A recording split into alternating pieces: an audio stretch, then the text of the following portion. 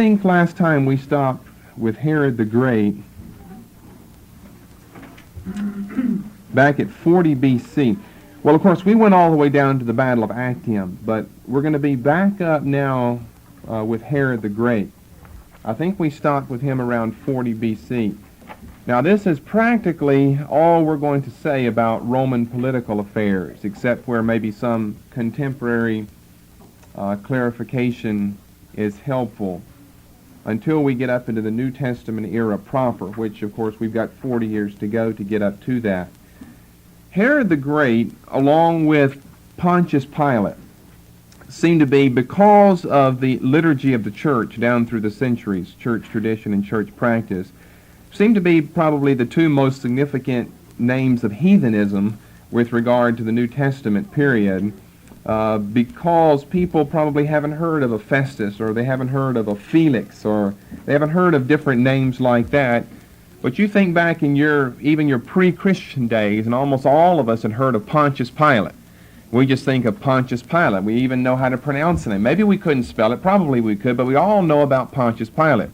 Now, the prefect that came before him, of course, we don't know his name, and the prefect that came after him, of course, we don't know his name, but we know the prefect who was at Caesarea, who was stationed there in Palestine during the years of Jesus' Passion. Now, that's just his passion, up to the end of the 3rd decade A.D.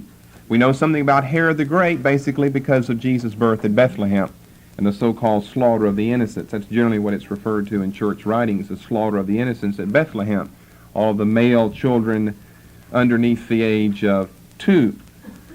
So, in other words, Herod, he's become stereotyped.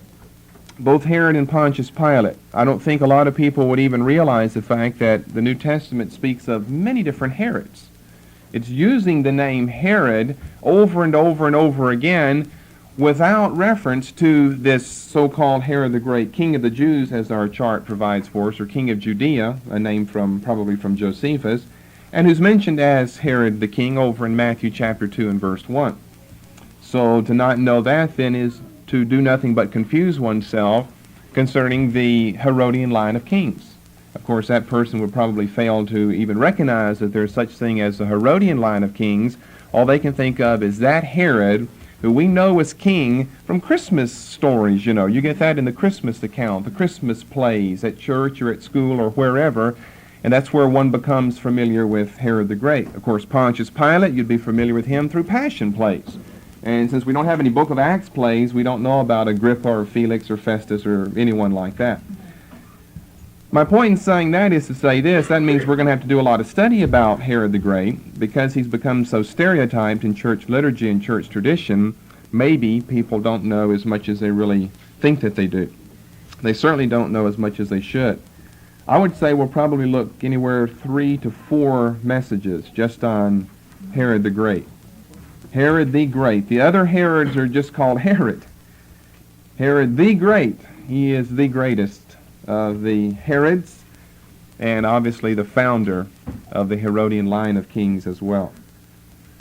Herod the Great, our chart tells us, King of Judea, or King of the Jews. So we stop 40 BC.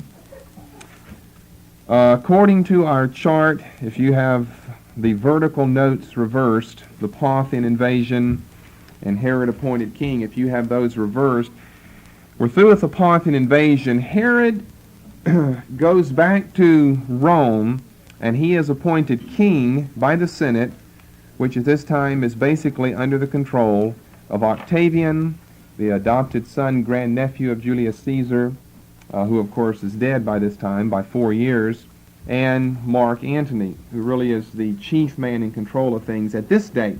They're both part of the triumvirate. Lepidus has dropped out. Antony and Octavian are in control. Herod, remember, had gone back to Rome because the Parthians had attacked Damascus and Antioch, controlling Syria as a result of that, had been invited by this one Antigonus on your chart, mentioned as king and high priest, down to Palestine. He was taken up on his invitation. The Parthians did come down to Palestine. They control Palestine. And as a result, his brother ends up by suicide in prison and so forth. And Herod of the 3 men we discussed, 3 important figures, Herod escapes very treacherously. He escapes. He puts his family up on Masada and fortifies them, and he escapes to Rome. And once he gets in Rome, then of course he is petitioning before the Senate, really before Octavian and Antony, to be given the kingship. Remember, he had been appointed a governor of this territory before, of Galilee, which was a difficult area to control to begin with, and he had been promised the kingship in the future if he was a worthy man. If he could be successful and fulfill the requirements of being governor of Galilee, then it had been promised to him in the future the kingship. So this is where we were leaving off in the last teaching with this gray bar that we have. We'd gone down as late as 32, 31 BC as far as the Roman Empire is concerned. So let's start then. What happens with Herod back in Rome? That's where we ended with him. What happens with him back in Rome? Well, he is given the title King of Judea. He is now the Rex, R-E-X. He is officially appointed Rex. He is supposed to, in theory, act as an independent king of Judea. Now that, in theory, was what was supposed to take place. But of course, how can he really act as an independent king of Judea when Judea is a Roman province? So he's not an independent king, he's a puppet king. He's a vassal king, as it were. He does have the powers of king, of the kingship, and he does exercise the powers of the kingship in Judea. But he's not an independent king really in any sense of the term, only theoretically. And theoretically things don't always work out. He only stays in Rome for 7 days. This is how quick his departure was. He's in and out of Rome, in other words. He goes in, he's appointed king after presenting his case before Octavian and Antony-controlled Roman Senate. He leaves in 7 days, setting out immediately to Judea. Why? To give substance to this empty title. And we're going to give you in order exactly what he did to give substance to this empty title. He'd been promised the kingship before. That was step one. Now he is appointed king. That's step two. But being appointed king is nothing but an empty title if you don't have a realm, a kingdom, and subjects to rule over as their king. And of course, he's in Rome. And Jerusalem, as well as Judea, as well as all of Palestine, is controlled by the Parthians. So what type of king is that? Well, he's a king in name only, in title only. And he sets out after a period of 1 week for Judea to bring this about. And I've got about 6 steps that he goes through in bringing this about. That's going to take him from 40 BC down to 37 BC. 3 important years. And the date 37 is most important with regard to Herod the Great, King of the Jews. Let me go up here. Sometimes it's easier to draw my own little non-artistic maps than bring those expensive ones. I have to pay for those things, professionally done ones. I'm no artist, but I pretend like I am, and it gives me a little experience anyway. Here we've got Sea of Galilee. It's supposed to be shaped like a pear. That looks more like a kidney bean, I guess.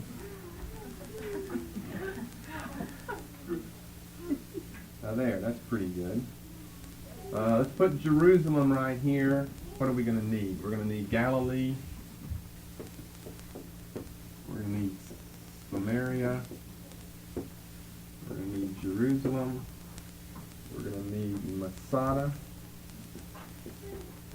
Who has not heard of Masada? Okay, you can be dismissed for the rest of the year. And then let's have Joppa. All of this region over here is referred to as Transjordan.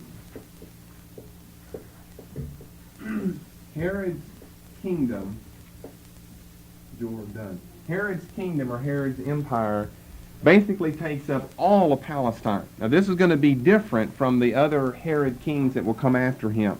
That's why it's called Herod the Great. He is the greatest of the Herodian line of kings. In other words, after that it'll be divided up into things like tetrarchies, where someone will control Galilee and Perea down here, Archelaus will control Galilee and Perea, and someone will control Samaria, and someone Judea, and someone Lysanias, some territories up here at the anti-Lebanon range. He controls all of Palestine, as well as this region over here, Transjordan. It becomes known, parts of it as Perea and parts of it as the Decapolis. This is later, like in Jesus' time. If I were to draw a line, like this, and so forth. The Decapolis, because of 10 Greek cities there, and therefore the name Deca, 10, Decapolis. Whenever he goes back to Palestine, he has to set things in order. Number one, he storms Joppa. Of course, this is where he's going to land, traveling by sea, coming from Rome. He's going to land at Joppa. It's also known as Jaffa. Joppa or Jaffa. Same city, two different names, just for different eras, the same locale though. He takes Joppa, which is his first step into his new kingdom, his promised land, Herod's promised land, and therefore more or less gets his foot in the door. It's a very important seaport of this time. So it is significant that Herod would control this. Secondly,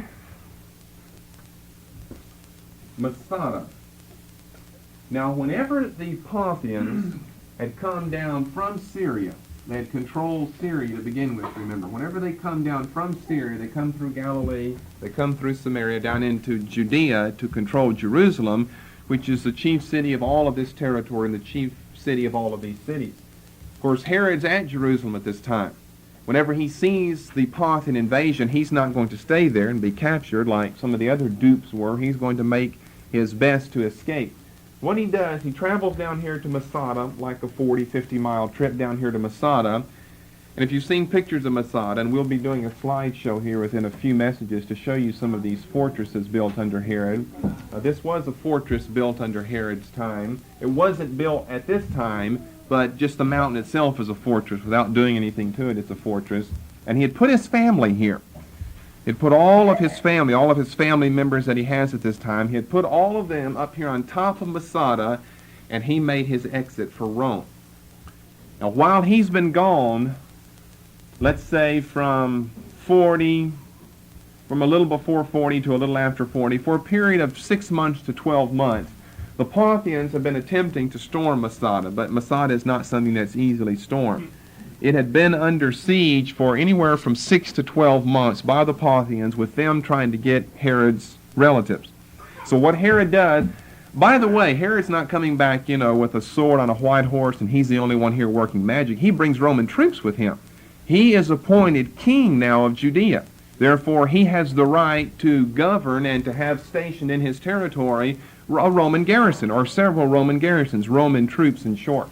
So he's coming back with ships and men and all types of things.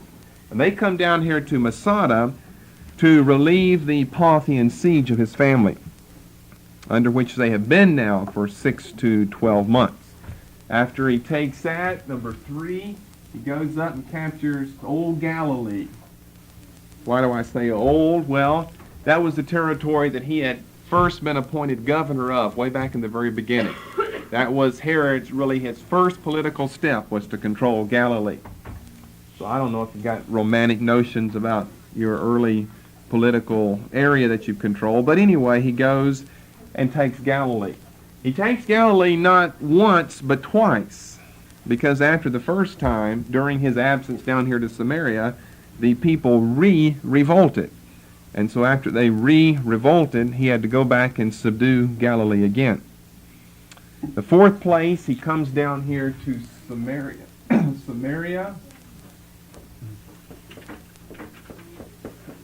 And routs the forces of Antigonus.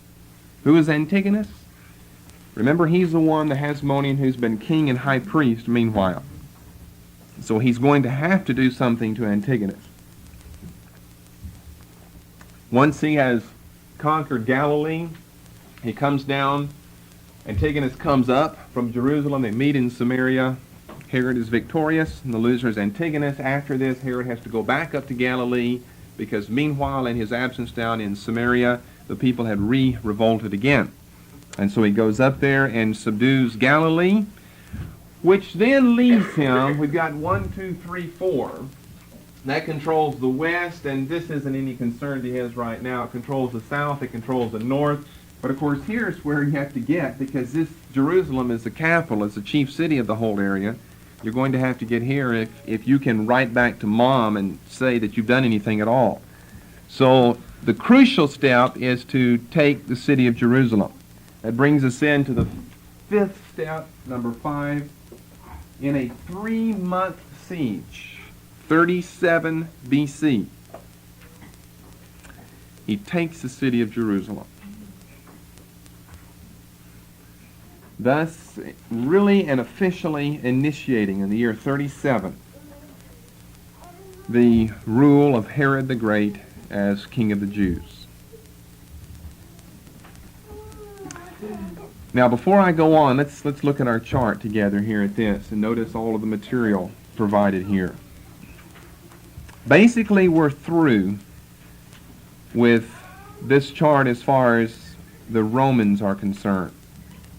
We'll only really cover that again whenever we get back up into New Testament era. Because the last thing as far as the Roman line there is concerned is Octavian Augustus. We've already discussed him. We'll be back to him, but we already know something about him. We have a few more things to say about these extra Jewish names, Hillel, Shammai, and Philo or Philo. We'll say that later on. Basically, we're all the way back up here to our gray bar again. The date 40 BC, Herod's appointed king. After 7 days in Rome, he leaves. He arrives back in a short period of time and begins this 1, 2, 3, 4, 5, and we'll give you number 6 here in a moment, steps.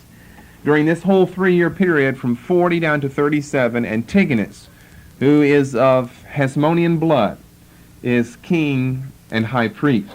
Now you've got a dotted line under his name because the Parthians invaded Palestine in 40 BC.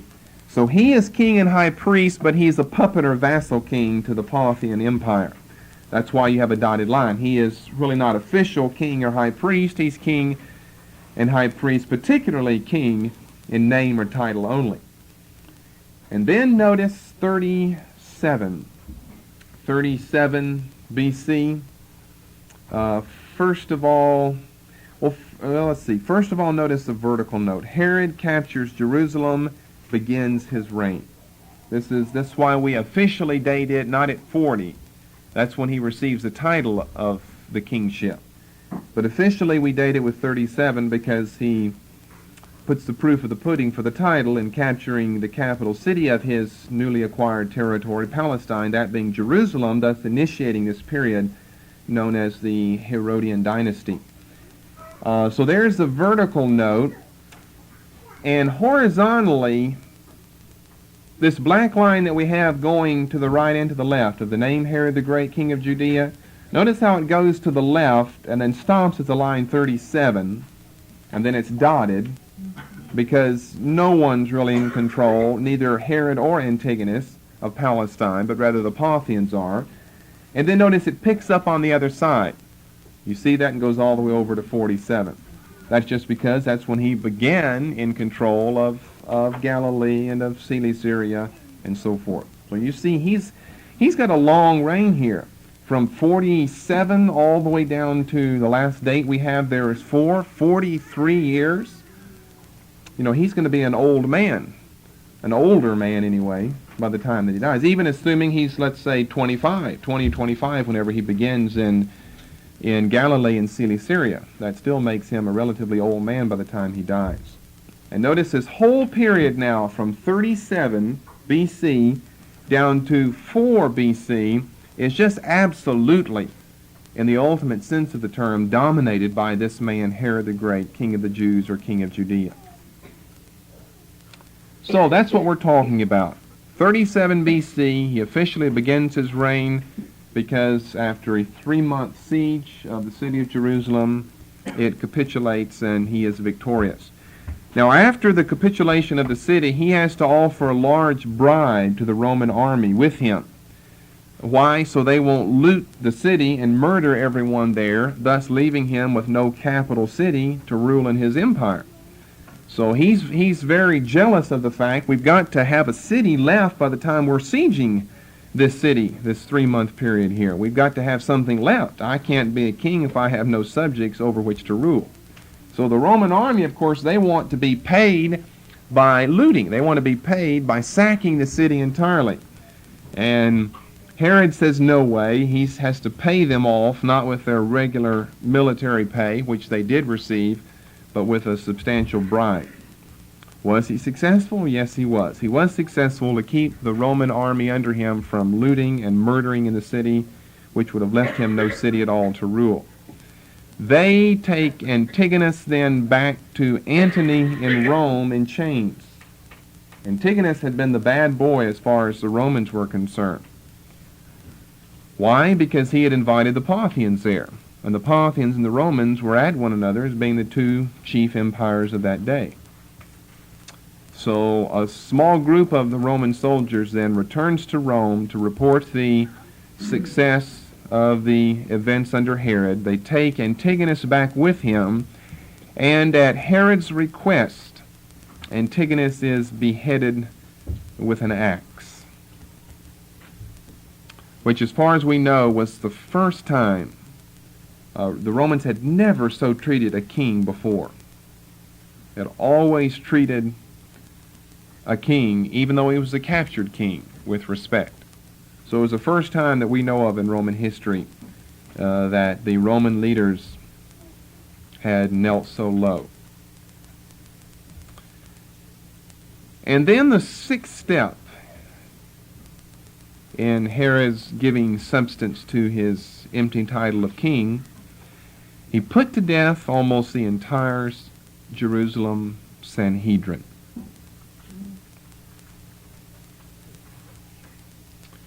Which didn't get his face on any baseball cards, to say the least. Maybe on a dartboard, but not on billboards in Palestine. Made him that much more unpopular in the eyes of the people. Put to death almost the entire Sanhedrin. A few of them were able to escape. Okay, that's how he gets his foot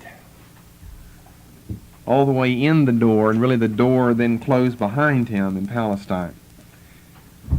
Let's give you an introduction now to Herodian rule in Palestine.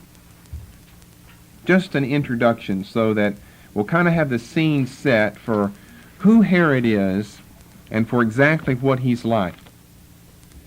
Now, in many regards, and this is something some people fail to realize, or maybe I should say they failed to give Herod credit for. In many regards, he was an extremely wise politician. Maybe we could even call him a political genius who seemed to know exactly what to do at any given time. Now, he was ruthless. There's no doubt about that. He was a murderer. We will get into that in the next message. His rule was filled with intrigue, envies, jealousy, suspicions, just of the utmost. The things that books are written of and movies are produced about. You could produce a good movie about Herod's court life and his failure, his utter failure in domestic affairs. But one thing where he seemed to have the mastery was in politics. And being a king, that's where you would need to have the mastery, is in the political arena. He was a political genius. He was ruthless, but he seemed to always know what to do, to whom it should be done, and at what time it should be done. At any given time, he always had the answer. I think we've more or less demonstrated this on a small scale in the earlier teachings in pointing out how he was such an opportunist. He would always change sides. And just like many other politicians, he would always change sides depending on the circumstances. For the continuation of this message, Always change sides. And just like many other politicians, he would always change sides depending on the circumstances. He would change sides like you see the seasons change before your eyes, depending on who was in control. If his friend soon passed out of the scene, off of the scene as being the chief leader, then he would obviously go to who had before that time been his enemy. So he's an opportunist, but he gave a very strong, efficient central government to the land of Judea. This is one thing I don't want to be obscured in your mind while we are looking at all of the negatives of King Herod. His moral negatives obviously outweigh any positive political genius he has in him. The amoral character of Herod would outweigh that. But don't let his amorality obscure the fact that he was an incredible political tactician. He knew what to do. He knew what to say. He knew how to control the people. He knew how to get his way. We'll be saying a lot of things about him in the next few messages here, and you will see how true this is. He had an extreme bent as far as architecture was concerned. He wanted things built on the grandest scale possible. And, of course, that would, in some regards, benefit the Jews and benefit Palestine to end up with a more beautiful country. We had left Octavian Caesar, Augustus Caesar, before in the last message, whenever we concluded that. And his comment was, whenever I came here to Rome, it was a city of sun-dried bricks, and whenever I left her, it was left clothed with marble. And we could almost say the same thing was true with Palestine. Before that time, remember, Palestine has been in all of these conflicts between the Ptolemies and the Seleucids, between the Romans and the Parthians, and more than that, because of their own internal strife, civil wars going on in Palestine and Israel. They had really not done anything as far as their country was concerned. The temple had been destroyed. The Solomonic temple had been destroyed in 586 by the Babylonians. It had been rebuilt under Zerubbabel. But what did it look like?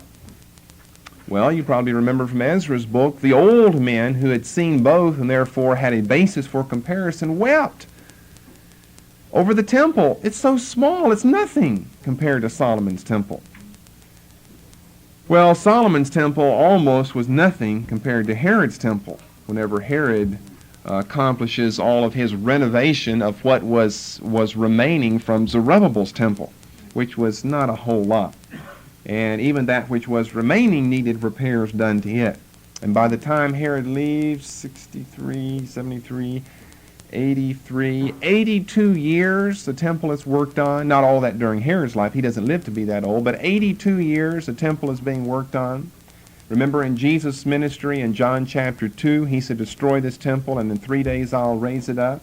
And they said what? 46 years have the Jews been in building this temple. 46, that's only half of the 82, almost half of the 82 years that work was really taking place as far as the temple in Jerusalem was concerned.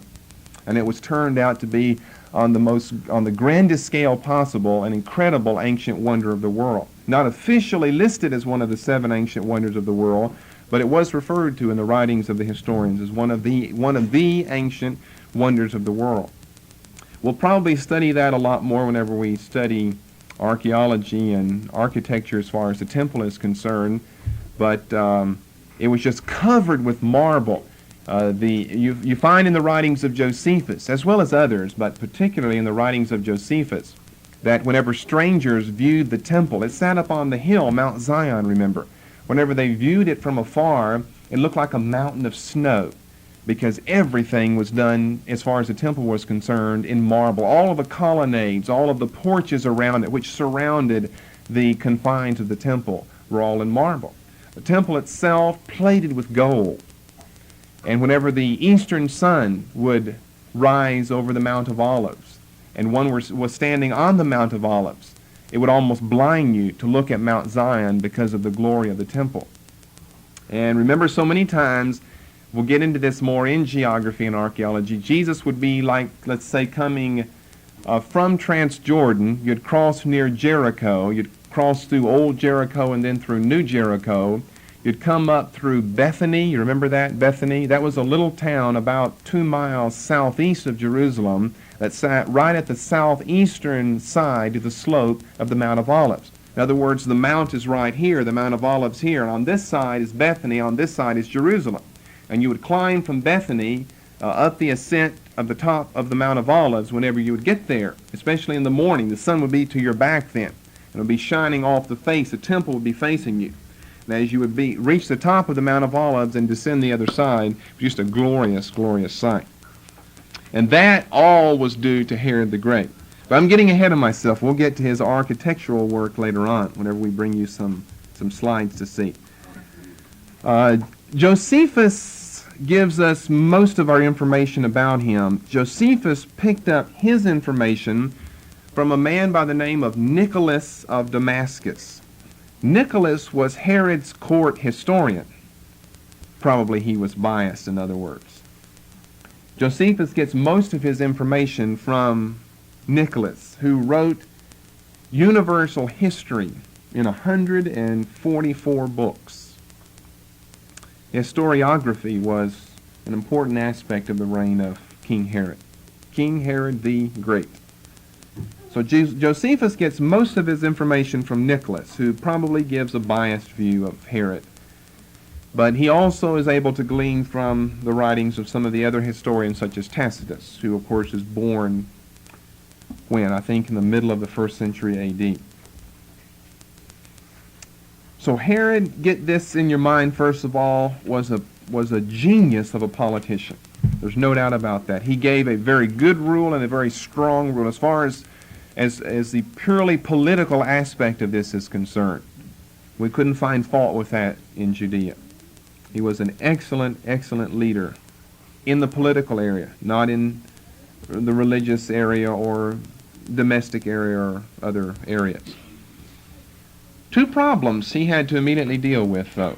First of all, he was not a Jew. This was a problem that plagued him throughout his whole political career, because his whole political career is spent among the Jews. He was not a Jew. He was descended through Antipater, you know, his father Antipater, who was an Idumean, an Old Testament Edomite, if you will. Now, in recent years, well, I've got probably enough room on here. Let's put Hebron down here.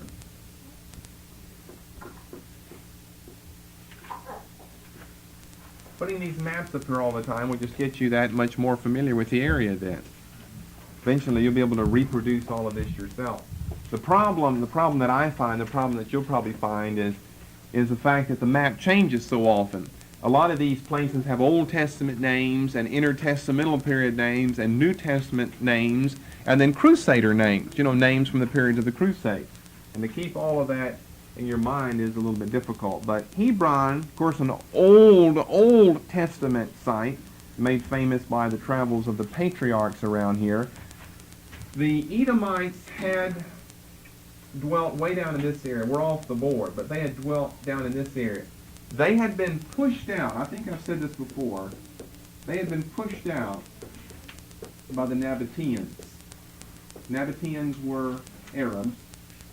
They had been pushed out by the Nabateans, the Nabateans now were controlling this area, so that the Idumeans were all the way up as far north as Hebron. Descended from Esau now, from the curse of the two brothers. And of course the Jews, that means the Jewish territory would cut like, well, really not like this. It would go more down like this, because the Jews still control this. Idumeans would control all of this territory down here then. Well, that's not too good that you've got, you know, just a couple of miles that separates the bulk of the Edomites, of the Idumeans, and Jerusalem, the holy capital Jewish city. And it certainly doesn't work well at all for Herod to be appointed by the Romans. I've said this before, he's got all of these strikes against him, to be appointed by the Romans and to be an Idumean.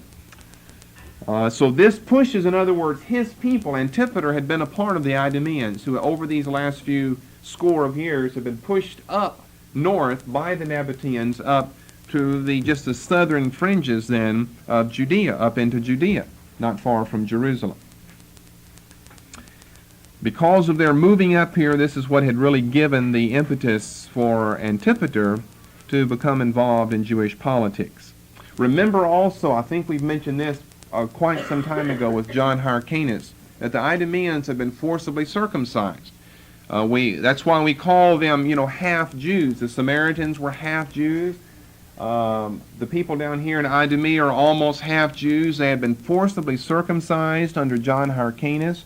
They had been made, compelled to adopt the Jewish way of life, the Jewish manners, the Jewish customs, the Jewish religious beliefs that would seem to indicate, well, why not just go ahead and take the next step, the final step, go all the way and incorporate them into the Jewish faith?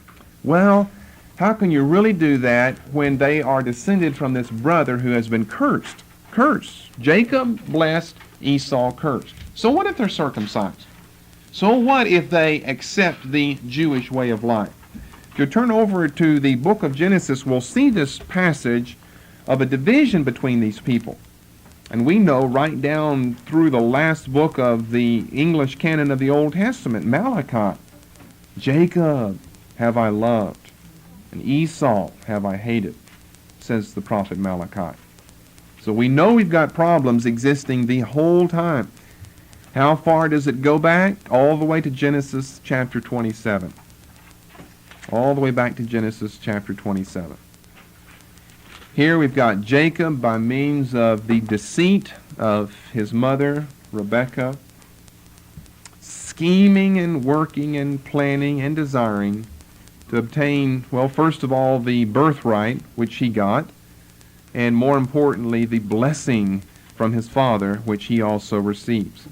Well, you know the story from Sunday school here. Verse 27, he came near and kissed him, and he smelt the smell of his raiment and blessed him, and said, See, the smell of my son is as the smell of a field which the Lord hath blessed.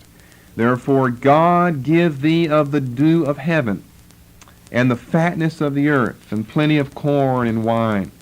Let people serve thee, nations bow down to thee.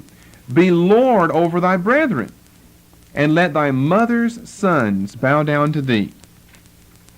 And cursed be every one that curseth thee, and blessed be he that blesseth thee. Remember, that's part of the Abrahamic blessing back in the first 3 verses of the 12th chapter of this book. Well, notice right in the middle of this, be Lord over thy brethren. Of course, he thinks that he's prophesying this to Esau here, but he's prophesying it to his supplanting brother, Jacob. And so, down in verse 33, Isaac is quite concerned now when he hears for the second time that his son Esau is before him. Now, the first time he was a little suspect as far as the voice was concerned. Probably had a little note of effeminacy to it, because Jacob was a smooth, effeminate man, we read here. But he was guiley and wily. And now he's got old Marlboro Esau in here now. And he's afraid because he knows that once a blessing has been given, then it cannot be taken back. Well, Esau, verse 38 says, Hast thou but one blessing, my father? Bless me, even me also, O my father. And Esau lifted up his voice and wept. And Isaac his father answered and said unto him, Behold, thy dwelling shall be. Now here we have a little problem with the received text, the Textus Receptus here. Because read verses 28 and 39 together. And we're going to see we have a problem here. 28, God promised through Isaac the patriarch, material, physical, pastoral, that is, in the pastures with flocks and herds and territory, pastoral success and blessing to Jacob. Therefore God give thee the dew of heaven and the fatness of the earth and plenty of corn and wine. And so we would think now Isaac must be given a curse, and Esau must be given a curse. Verse 39, And Isaac his father answered and said, Behold, thy dwelling shall be the fatness of the earth and of the dew of heaven from above. Well, that reads exactly the same. Well, it shouldn't read that way. It should read, Behold, thy dwelling shall be away from the fatness of the earth and away from the dew of heaven from above. Otherwise, you get both brothers being blessed with the same blessing. And we're supposed to have one blessed and one more or less cursed. Behold, thy dwelling shall be away from the fatness of the earth and away from the dew of heaven from above. And so, Why do we look at that? Well, where do the Idumeans live? They live down here, and this is nothing but pure desert down here. And the descendants of Esau had always lived down here. This is nothing but pure, rocky, barren desert down here. Now, this is known as the Judean desert all through here. This is all desert. In Gedi is right here, where David probably wrote some of his Psalms, maybe like Psalm 23. You have to travel through that from Jerusalem to get down here. But all of this territory, over in the maritime plains here in Samaria, and particularly up in the hills of Galilee, it's very fertile, very, very beautiful territory there. That had been given through Jacob to his descendants, the Jewish people. Esau, well, your descendants will have all of this territory. They will be away from the fatness of the earth. That is, away from the grass that produces the fat in your cattle to show that you have material prosperity. It will be away from the fatness of the earth and away from the dew of heaven. And it doesn't rain very much down there, to say the least. So we have to correct that to see that we're talking about one aspect of blessing and one aspect of a curse there. So they have been pushed up now. We're saying that Herod has this strike against him, that he's descended from Esau, not from Jacob. He's an Idumean, an Old Testament Edomite, and that doesn't go over very well with the people. Secondly, a second problem with which he has to deal. He has interrupted the Hasmonean dynasty. From the Maccabees, all the way through the Hasmoneans, even into the Roman period, Hyrcanus II is high priest and ethnarch. Antigonus, king and high priest, from 40 to 37, at least in title or name, is of Hasmonean blood. He has interrupted the Hasmonean line of Jewish leaders. So, to solve this, he marries a Hasmonean princess, whose name was Mariamne. You had to become a little familiar with the name, because in the next message we're going to be looking at lots of names. Mariamne. M-A, it's just the Greek form of Miriam. It's the Greek form of the Hebrew Miriam. M-A-R-I-A-M-N-E. Mariamne. M-A-R-I-A-M-N-E. Mariamne. A Hasmonean princess. She was the granddaughter of Aristobulus II through her father Alexander, and the granddaughter of Hyrcanus II through her mother Alexandra, which put beyond suspicion her Hasmonean claims. Through her father Alexander, she was a granddaughter of Aristobulus II. Alexander was the elder son of Aristobulus II. And through her mother, Alexandra, she was the granddaughter of Hyrcanus II.